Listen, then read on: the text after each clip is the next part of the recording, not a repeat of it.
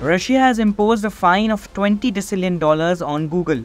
That is 2 followed by 34 zeros, a sum larger than the world's GDP and net wealth. And it keeps growing by the day. You heard it right.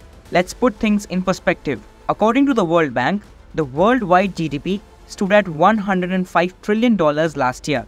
As per Boston Consulting Group, the total global net wealth amounts to $477 trillion.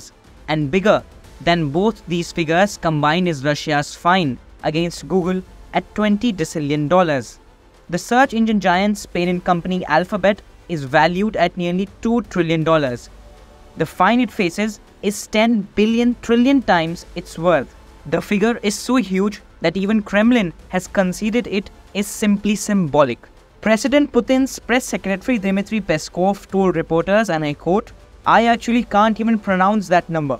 Rather, this sum is filled with symbolism.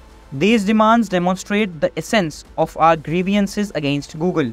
But what has Google done to face such penalty? It began in 2020 when YouTube blocked several Russian media channels to comply with US sanctions. In response, 17 channels joined against Google's American, Irish, and Russia-based companies. Media outlets Sagra TV and Riafan won the lawsuits. They demanded reinstatement of their YouTube channels. Google was asked to pay a daily fine of 100,000 rubles or roughly $1,000, which kept doubling every day of non-compliance. Russian invasion of Ukraine added fuel to the fire. Following the onset of war, Google significantly reduced its operation in Russia, only stopping short of a complete exit.